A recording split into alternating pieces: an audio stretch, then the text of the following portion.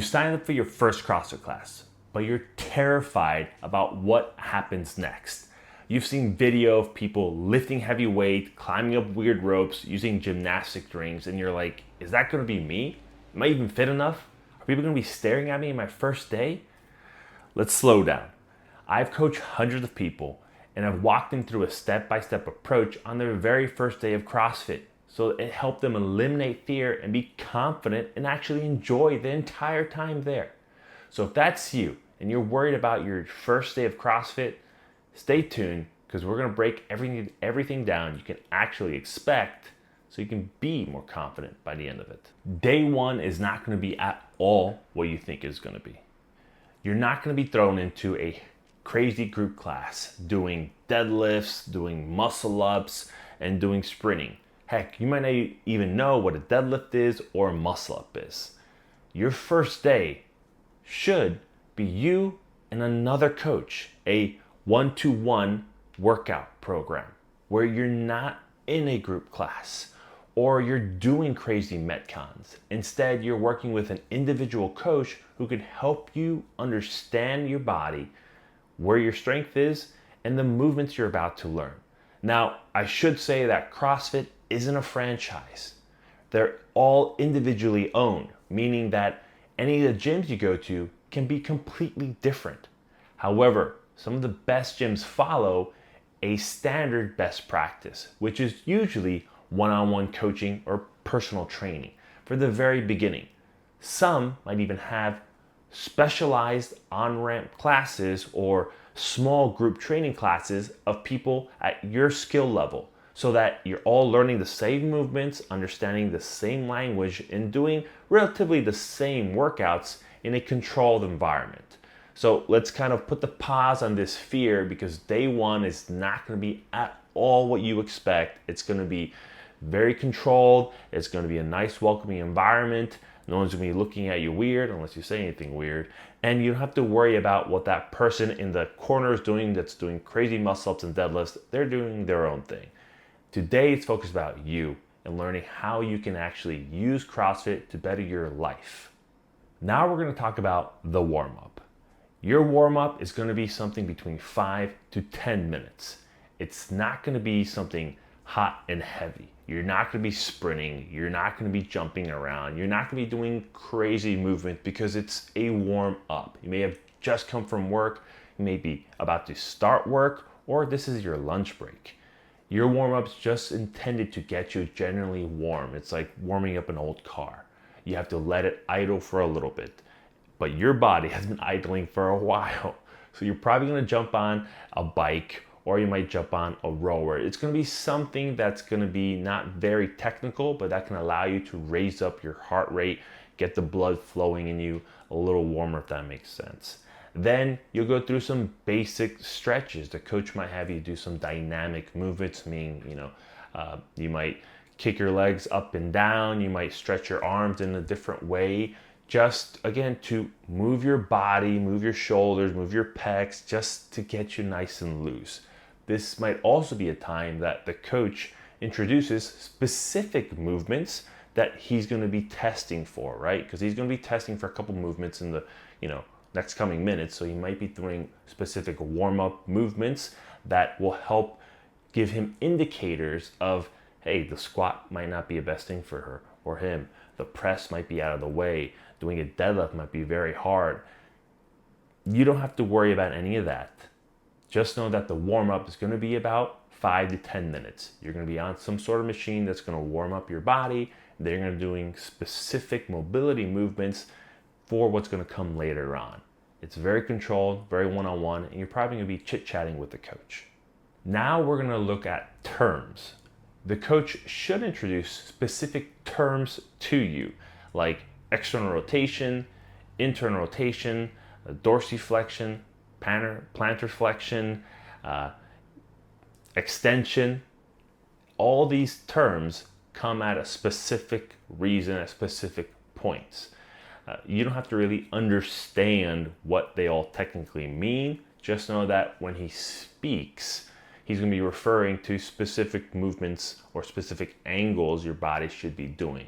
For example, external rotation in regards to the squat might be that you plant your feet on the ground and then drive your knees out so your knees can be externally rotated away from your hips. Again, we don't have to go into it, but just know that you're going to go over basic terms, because these terms are going to be things you need to learn, not just in this class, but in all future fitness. Now, you might know all these terms, but the coach isn't going to know that you know all these terms. So bear with him or her to learn all this stuff again, and it's always a good reinforcer.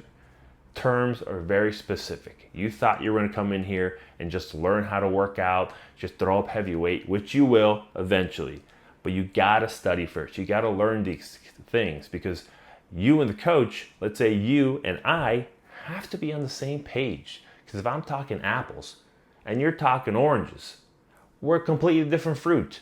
We both might want to have a fruit salad, but we need to be talking apples to apples. That's why we're going to talk about terms here.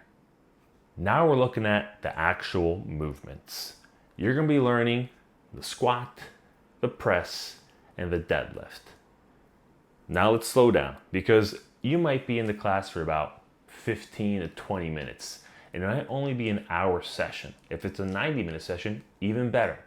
But if you're severely limited in your hamstrings to what you can do squatting, or you're just, over 70, or you're just pretty obese, these things are going to change up what you learn, when you can learn them, and how you can learn them too. Because while a squat is a great movement you should learn, and a press, is a great movement you can learn, and a deadlift is a beautiful movement you can learn, it is all dependent on how you actually move, which is a callback to the earlier warm-up when your coach is giving you specific mobility movements that will indicate to him or her if you can even do these things. But the squat should be the first thing you learn, because it is fundamental to everything you do. A squat is just where you go from standing up, then you take your hips all the way down past your knee crease, and then back up to a standing position. You should be able to do that because you got to squat down to go to the bathroom. But if you can't for whatever reason, then he'll introduce scaling options, which is taking the movement, maybe a squat to a chair, maybe to a box, different things. And if you're knocking it out of the park, if you're amazing at the squats, you might get a dumbbell squat, but that's not the purpose, right? It's just to see how you move. Next up is overhead press. If you've passed the squat, you might just be taught how to put your arms above your head and back down while keeping that midline intact. Again, in a perfect world, you've covered all three of these movements in one class, but that more than likely won't happen. You want to learn to press, and it might be with a PVC pipe, because the coach has to see if you can actually extend your arms all the way, or if you can keep that midline brace while extending your arms all the way and you don't overarch. A lot of technical things there, but just know that the squat would be taught first, the press should be taught next, and then the deadlift, which is just keeping the bar at your hips, push your hips back while maintaining a flat back, going down to mid-shin with the barbell and coming back up. You probably won't be using a barbell, you'll be using a PVC pipe, something that's unweighted. It's just to show the coach if you can do these movements. It's specifically designed so that you can know if you can do the movements too. Because if you can't, you're gonna have to learn how you can scale. And that's why during this one-on-one time, it's gonna be very important that you learn the terms, learn the movements, and know your body and how you can apply the different movements in the future when you're on your own doing CrossFit or doing some other type of things. Now we're looking at the workout.